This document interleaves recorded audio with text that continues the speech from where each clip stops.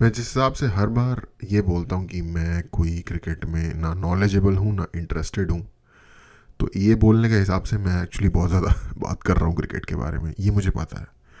लेकिन एक्चुअली ये बात क्रिकेट के बारे में नहीं है अगर सच में सोचा जाए तो।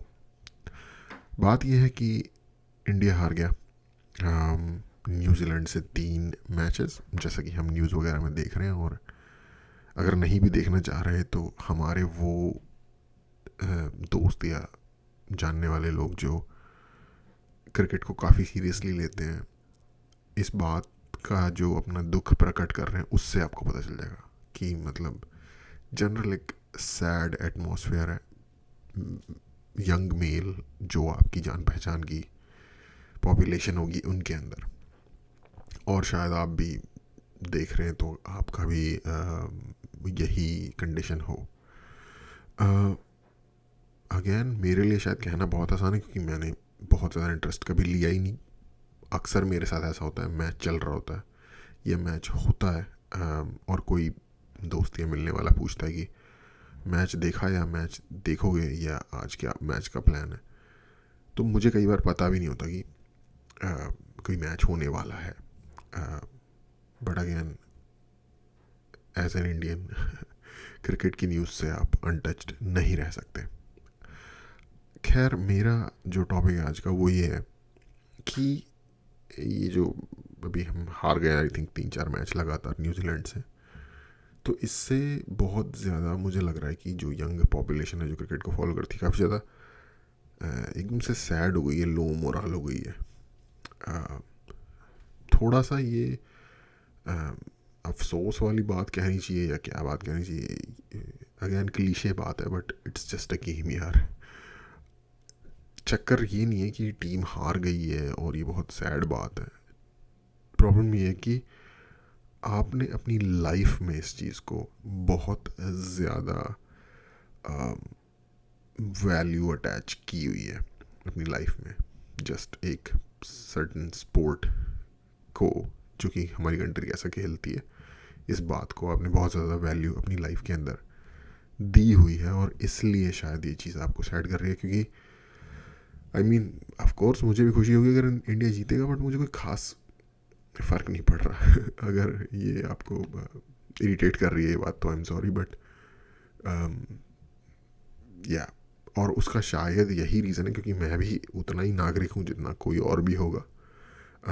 और नेशनलिज्म पेट्रियोटिज्म जैसे भी आपको देखना है, वो भी मैं पूरे तरीके से फील करता हूँ। ऐसा नहीं है कि मैं नम्ब हूँ उस साइड पे, बट जस्ट एक सर्टन स्पोर्ट में क्योंकि इंडिया ने अच्छा नहीं किया,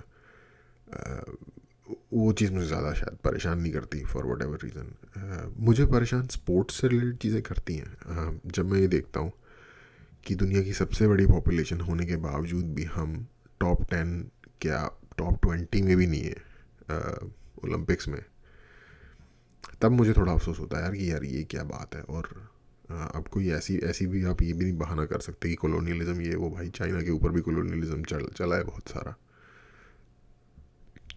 लोग अक्सर कहते हैं कि चाइना हमसे भी बाद आज़ाद हुआ है, पर वो फैक्चुअली सही स्टेटमेंट नहीं है। चाइना कम्युनिस्ट बना था 49 में, आज़ाद वो बहुत पहले से ही है। 1910 के आसपास ही उनकी गवर्नमेंट बन गई थी खुद की, और पूरी तरीके से किसी कंट्री ने उन पर कब्जा किया भी नहीं था बाय द वे, अगर किसी को ये लगता है तो। बट एनी वे वो नंबर 2 पे तो कॉन्स्टेंटली रहते ही हैं कई सालों से अब ओलंपिक में पॉइंट मेडल टैली में। हम 2 पे नहीं तो कम से कम 20 पे तो आ जाए ये, या 20, और कोशिश करें कि टॉप 10 में आ जाए। वो मुझे तकलीफ़ देती है। और उसकी तकलीफ़ की एक और भी रीज़न है क्योंकि ओलंपिक एक सर्टन स्पोर्ट नहीं होता, काफ़ी सारे स्पोर्ट्स का एक कलेक्शन होता है। और वो स्पोर्ट्स ऐसे होते हैं जो आपकी डिफरेंट तरीके की एबिलिटीज़ को टेस्ट करते हैं। क्रिकेट एक आई डोंट नो कितना आपके ओवरऑल हेल्थ कंट्री की कैसी चल रही है उसको जज करने के लिए सही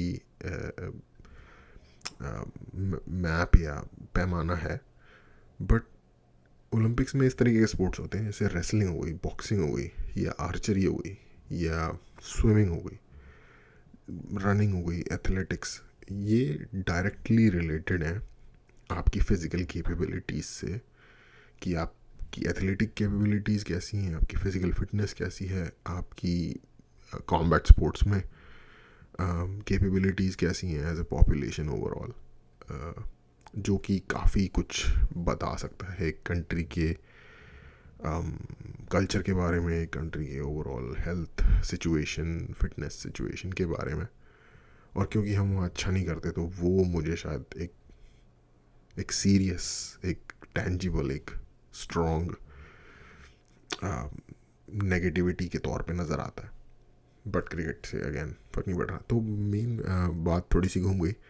मेन बात ये थी यार कि बहुत सारे लोगों को इस ग्लूमी सिचुएशन में देख के मुझे थोड़ा बुरा लगा कि यार मतलब यूथ इस तरीके से सैड है। अगेन शायद जीतने से उतने भी पंप डब भी हो जाते होंगे।